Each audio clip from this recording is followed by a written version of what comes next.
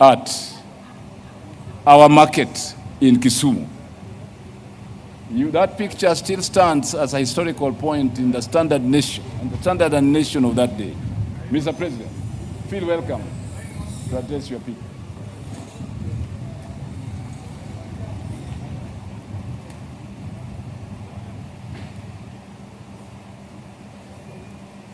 You don't.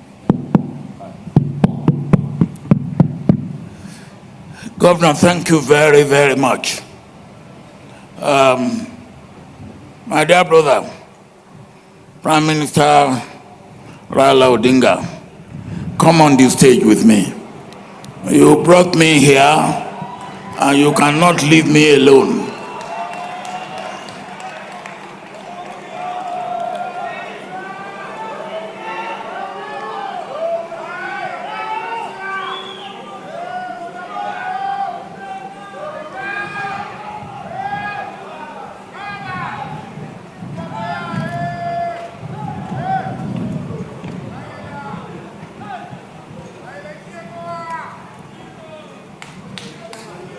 Your Excellency, the Governor of Kisumu County and the First Lady of Kisumu County, Your Excellency, the other governors that are here,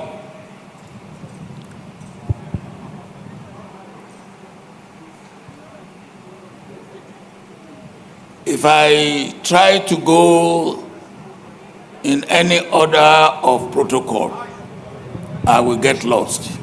So let me say or use something that we have manufactured in Nigeria. We say,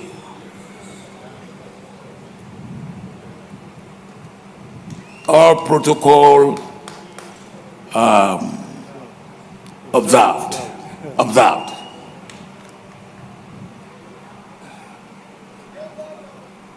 I come up here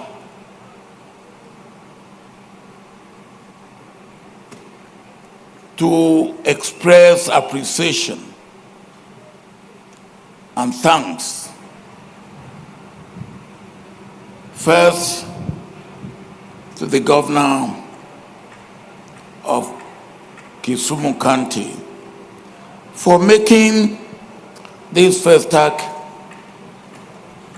to take place here and for contributing to what I call, and I think you can call it, a renaissance, a rebirth of first act.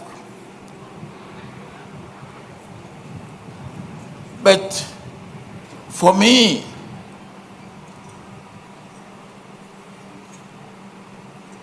I have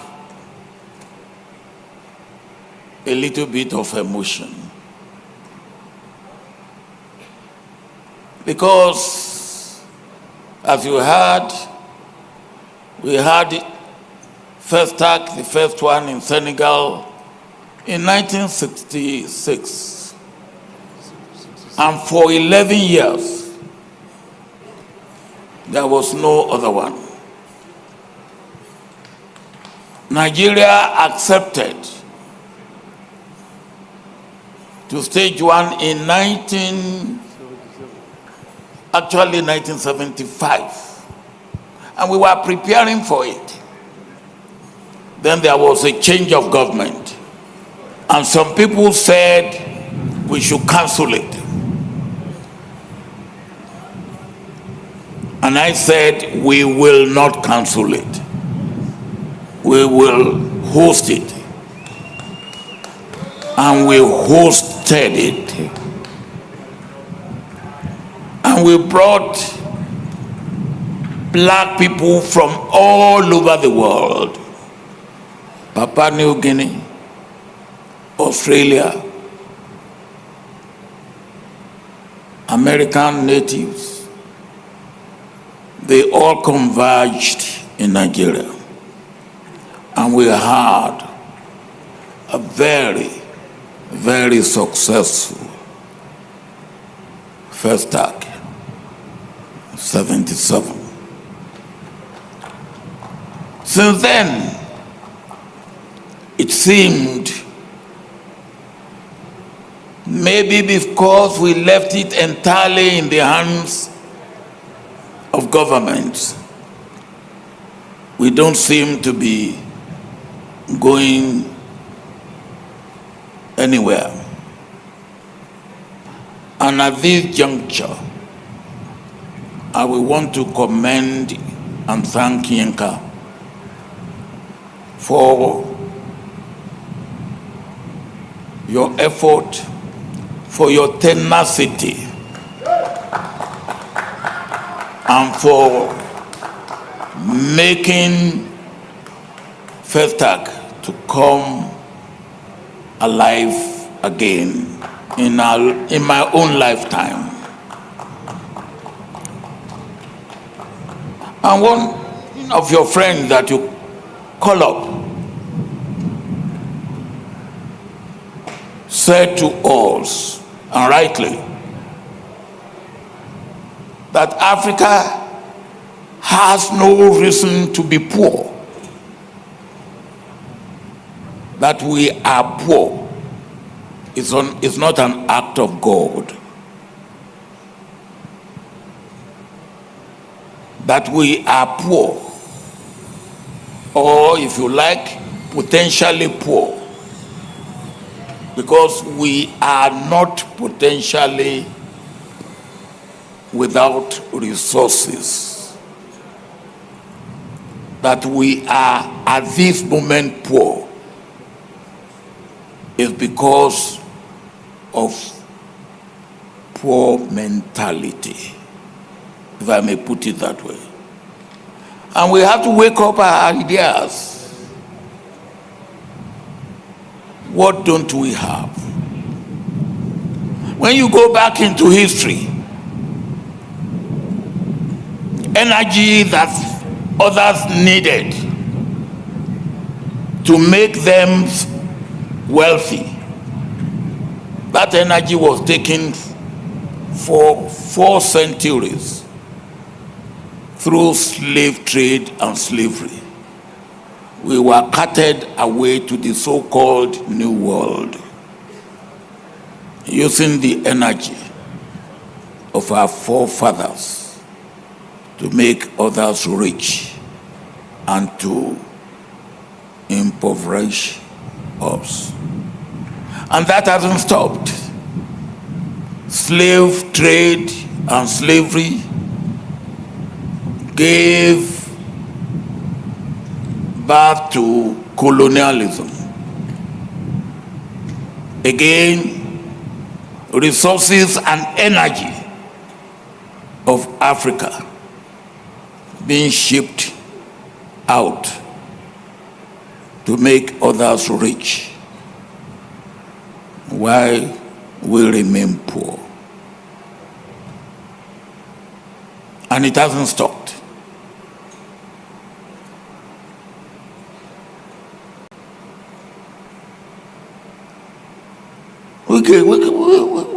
We wake up and they say something structural adjustment. That was the idea of the World Bank. And then I said, what are we adjusting? We have no structure. And you say structural adjustment. You are deceiving us.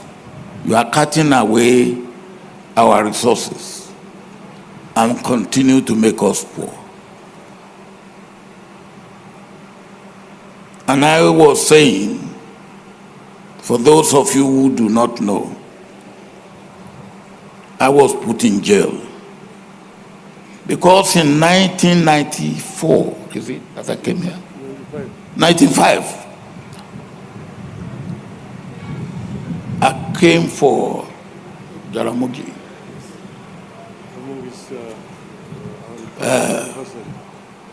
I think it's the final first anniversary. of the burial of a man I revered very much, and the opening of the Mausoleum.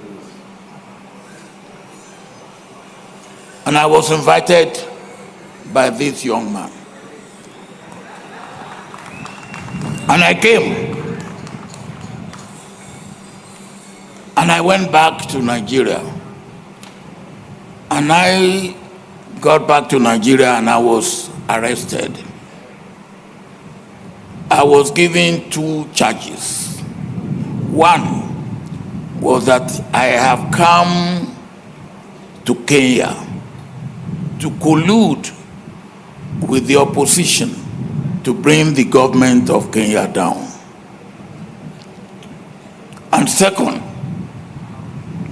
that I was planning coup in Nigeria itself. So I was sentenced to 30 years imprisonment. And thanks to a friend like Prime Minister RAILA, who contributed to my going to prison.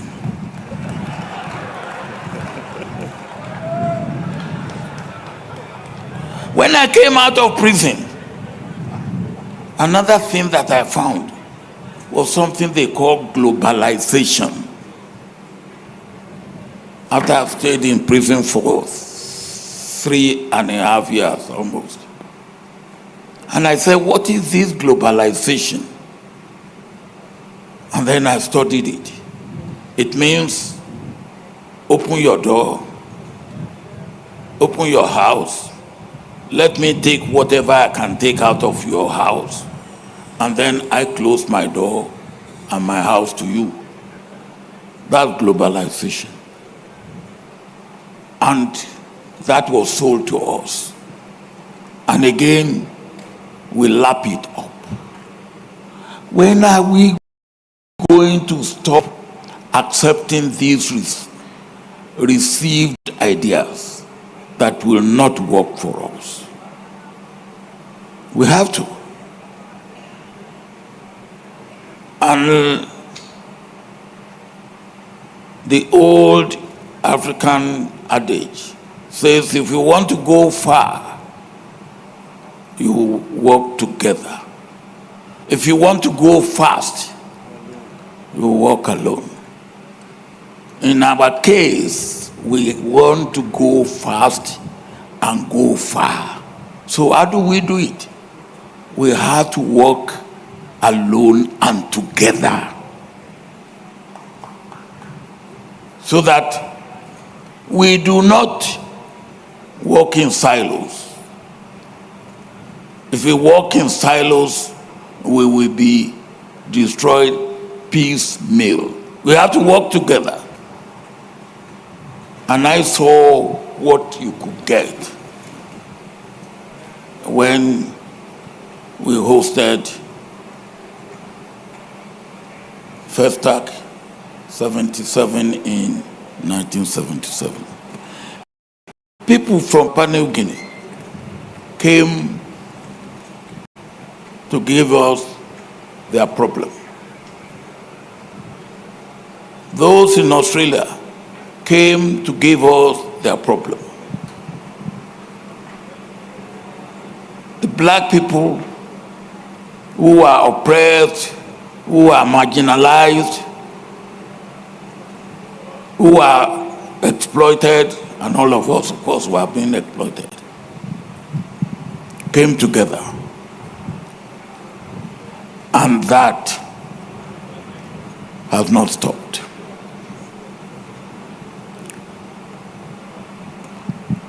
And I believe that it will not stop until we get our acts together. And the renaissance of FESTAC is part of the way of getting our act together. Unless the AU, as our continental organization, does what it should do and make Africa continental free trade agreement, a great success. We are not going to get there. AU itself needs reform. How can you have a continental organization that has program, and after it has made program, is waiting for European Union to bring money out? Not too long ago, I was appointed, and I think I'm still AU high-level representative in the Horn of Africa. I am still. When I was appointed, AU has no money to make me perform. We were waiting for European Union. We were waiting for America. We were waiting for Germany to give us money. And how much is the money? Because of my connection with Africa Development Bank, I called the president of Africa Development Bank. I said, I have this responsibility. I have this job. What can you do? He made money available. And that was why we were able to achieve what we were able to achieve for Ethiopia. How long will we go in that sort of way for? And how much money did he make available? $500,000.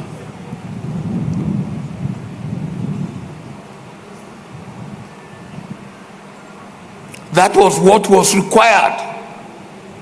And AU could not make it available. So we now, as the deputy governor, said, we need a man or a woman, a person who will understand the problem of Africa and what role AU has to play. And I believe that we have that man in Prime Minister RAILA Odinga. He understands the problem of Africa because he and I have worked on that problem before. And as the governor of Kisumu County said, we work together and brought about NEPAD. The governor and I went to Singapore. I think it was 1994. Governor. And our host then was Lee Kuan Yew, a good friend of mine. For 2 days, Lee Kuan Yew sat with us. This was before he wrote his book, From Third World to First World. And we want to know the magic. We were all there, about 40 of us. And after 2 days, he said to us, there's no magic. We in Singapore did a few things right, and we continue to do them right. In our individual countries in Africa, and collectively, as a continent, what are we doing right? And if we know what we are doing right, do we continue to do them right?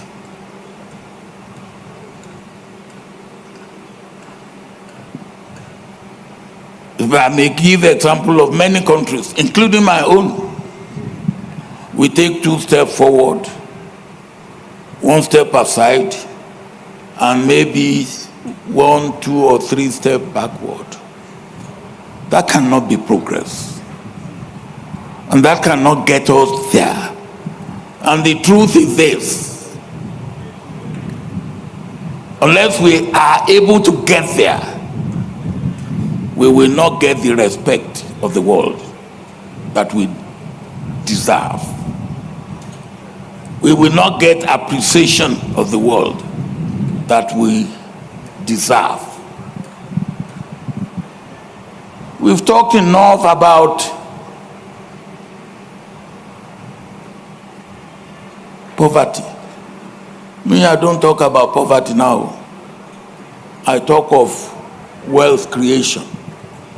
Poverty alleviation, anybody who wants to alleviate poverty, let him go on. Me, I want to see wealth being created. And we can create wealth. We have everything to create wealth on the continent of Africa. Nobody will do it for us. We have to do it for ourselves.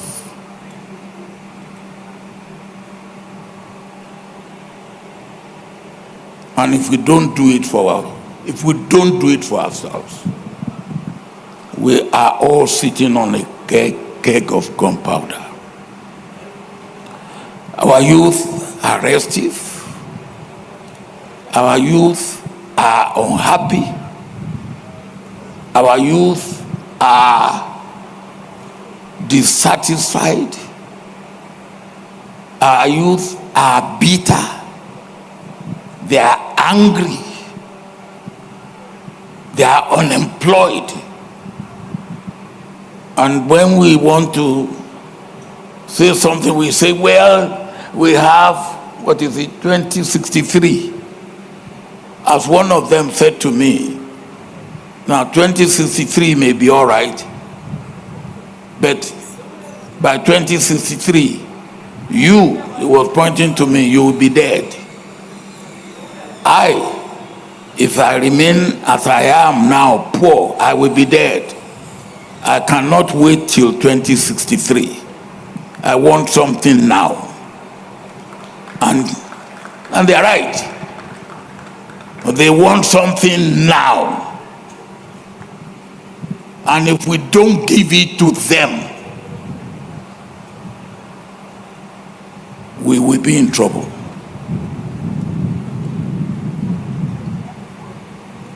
You have to give it to them. And we can give it to them. It is within our ability to give it to them.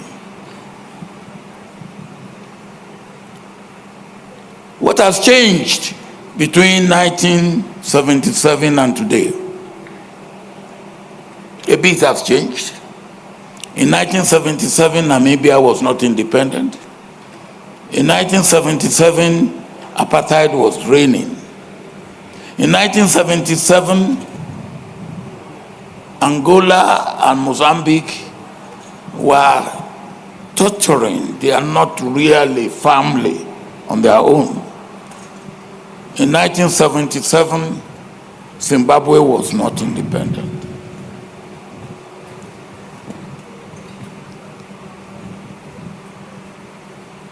But all these countries are independent today. So if by 1994 we've got rid of apartheid, we've got rid of colonialism in Africa, we have got Africa politically liberated. Today, Africa is not economically liberated. And that's why we need a man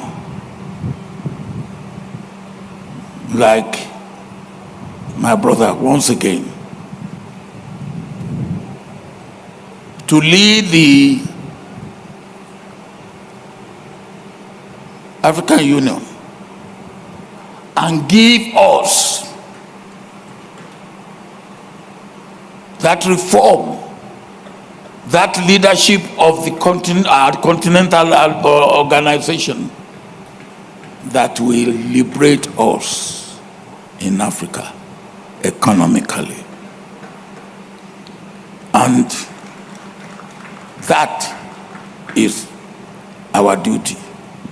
For me, as long as I'm alive, I will continue to contribute to that obligation, that duty, and that responsibility.